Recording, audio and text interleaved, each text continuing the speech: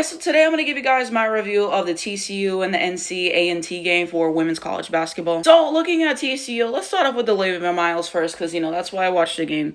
So she played 30 minutes. She had 16 points, 1 offensive rebound, 7 defensive rebounds for 8 total rebounds. She had 6 assists, okay, 0 steals, 1 block, 5 turnovers, okay? 5 of 8 from the floor for 62.5% and 3 of 6 from the three-point line. My overall take on Olivia Miles' performance yesterday is that, I just saw some stuff that was really irritating me. The fact that they barely pressured her and then she just kept coughing the ball up and just like throwing the ball out of bounds and having dumb mistakes and stuff like that. And of course, it's the first game, she'll get better and yada, yada, yada. But this is a turnover ratio is terrible when you have 6 assists to 5 turnovers, okay? She was just coughing the ball up, okay? So that's something that I didn't like, and I didn't feel like she was being really pressured that much, in terms of that. So I didn't like to see that. So that's one, like, who you feeling like, Caitlin Clark. And then another thing is the defense was not good. The defense was not good. She got beat on defense all the time. So that's another thing, and people said she's a defensive liability, and child, we'll see how she proves throughout the season with that, but that defense, child, was not good. Okay, so that's another thing. And then another thing is TCU, they kind of got off to, like, a hot start and everything in this game as well. They were shooting well. I think Olivia had some quick points and everything. And then she just had some points where I felt like she wasn't trusting her shot. I'm not saying shoot the ball like 30 times a game and everything, but there'd be some times where she would get some looks and she would pass them up. And like I said, as a point guard, I feel like it's very important to get your teammates some opportunities, and you should be as proud of your assists as scoring and, if not more. And I still do stand by those opinions. I'm just saying it looked like she lost confidence in her shot at one point, and there was some other times I'm like, could have taken a few more shots. In this basketball game, I felt, at least when I was watching the game.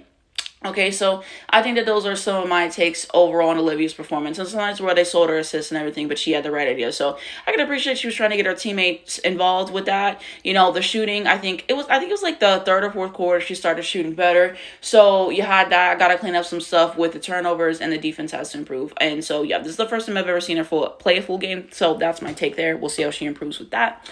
And then another thing is his rotations and stuff. The coach, I believe his name's Mark Campbell. Hopefully I'm getting that right. His rotations made no sense to me. Okay, because it's an entire thing. He basically played her the entire first half of this basketball game, and you just don't do that to players. Even watching somebody like Nafisa Collier, for example, she already plays her most of the first quarter, and then towards the end she sits her out, and then for like the beginning of the second quarter, something like that. And like every coach is different, every coach is gonna have rotations. But I just remember keep watching during the first half of this game, and I was like, why is she still playing the game? Why is she still playing the game? Okay, this is like a nobody school. This is a nobody school. No shade, no shade. But I don't know. And then it got to a point where she kind of looked hurt and everything, and she had to take herself out of the game because he overplayed her.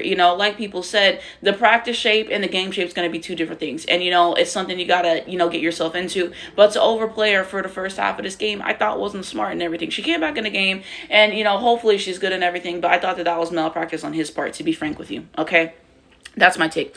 Suarez, I thought she was kind of a demon. So she played 27 minutes. She had 19 points, 3 offensive rebounds, 1 defensive rebound for 4 total rebounds, 2 assists, 1 steal, 0 block, 1 turnover, 7 of 11 from the floor, 63.36%, and 2 of 5 from the 3. I thought she was efficient, stuff in the stat sheet, only 1 turnover. She played well. Had the best stat line for pretty much any TCU player, okay?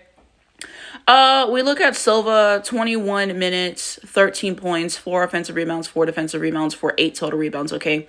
2 assists, 0 steal, 3 block, 1 turnover, 6 of 8 from the floor, 75%, and no 3. So, that's not bad. That's an efficient game for sure. You look at Donovan Herner, 25 minutes, 17 points, 1 offensive rebound, 1 defensive rebound for 2 total rebounds. We got 4 assists, 4 steals, 0 blocks, 1 turnover, 7 of 14 from the floor, 50%, and 3 of 10 from the 3. Taking 10 3-pointers in a game, no. But besides that, it's a good stat line. I already talked about Olivia Miles, and then we go to Maddie Scher. 26 minutes, 0 points, 0 offensive rebounds, 2 defensive rebounds, 2 total rebounds, 4 assists, 2 steal, 2 block, and 0 5 from the floor. Yeah, that's not good. That's not good. We look at the bench. Not a whole lot of production from the bench for the most part. Bigsby did have a good showing, though. You got 10 points. I think that's 3 total rebounds, 1 assist, and 1 turnover. So, yeah, the bench production wasn't great, per se. And And then here's everyone from North Carolina A&T. So just read the points. So Jessup 6 points, Locke 7 points, Clark 8 points, Jordan Brown 4 points, Demai Tucker 4 points, Kareem, I don't know if that's how you pronounce it, 5 points, Howard 1 point, Myers 2 points, Hardy 4 points, and Andrews 2 points. Okay, and then you can see the full stat line. Then we go into the advanced stats for both teams. Okay. So we look at the field goal percentage for TCU. Okay, so 32-68 from the floor, 47.1%, 11 to 35 from three, which that's just dreadful, which is 31.4%. Okay, 7 of 11 from the free throw line, 63.6%. They had 47 total rebounds, 19 offensive, 28 defensive. We look at assists. I believe that's 28 assists. Steals. That's 7 assists. We look at blocks. I believe that's 12. Total turnovers 16, which is ridiculous. Points off turnovers, I believe 22. And then fast break points, I think that's 18 points in the paint. Is that 38? Maybe that. And then fouls, 19 fouls, and then no technical fouls. These are so hard to read. Like I said, Real has to get women's college basketball. It's difficult to read. And then you look at the other team, 14 to 52 from the field, which is terrible. 26.9%, 3 of 13 from three, 23.1% from the 3-point line overall. 12 of 23 from the free throw line, missing that many free throws, unacceptable. 52.2%, 31 rebounds total, 12 offensive, 19 defensive. 11 assists. You got 8 steals. You got 1 block. You got 21 total turnovers. Points off turnovers 14. Fast break points 6.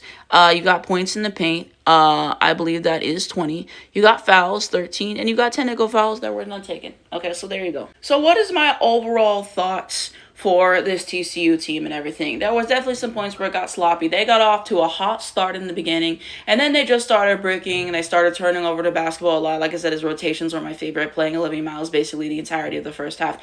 I didn't necessarily agree with and everything, and so it was just some bad mistakes happening and everything as well. Eventually, they locked in and got it together, and you saw some good moments of team basketball, of making that extra pass, some good defensive moments. So you see how this team tightens up and everything. But I don't know. It gets to a point with some of these teams where I'm just like, they should not be able to schedule teams that are as terrible as this team was. And I feel this way for all big teams. I don't know if you guys saw that LSU game yesterday. I don't know. It makes it harder to evaluate the players and stuff because you're playing terrible players. And I know they'll get to the good games, but the non-conference schedule is just this is so easy. This is so easy when you're playing teams that aren't even ranked. No shade. And people might comment about the Big East this and the Big East that. Big East teams are better than some of these schools that are getting scheduled. Let's put it that way, okay? That's kind of my overall takeaways. I'll watch some more of these games to see how Olivia Miles develops in order to give my draft developments and stuff. Maybe I'll watch some past stuff and everything. I think it's also important with these upcoming draft prospects, mainly to watch what they're doing in the moment, okay? Because there's stuff that they worked in the offseason and some criticisms that they may have gotten in the past. Maybe they've improved on those and everything, coaching, all those other things. So I think that there's a lot of things that, goes into talking about draft prospects and everything. So I want to do my due diligence. So I'll watch some more TCU games this upcoming year, and I'll review some more of it. But that's kind of my takes on the game.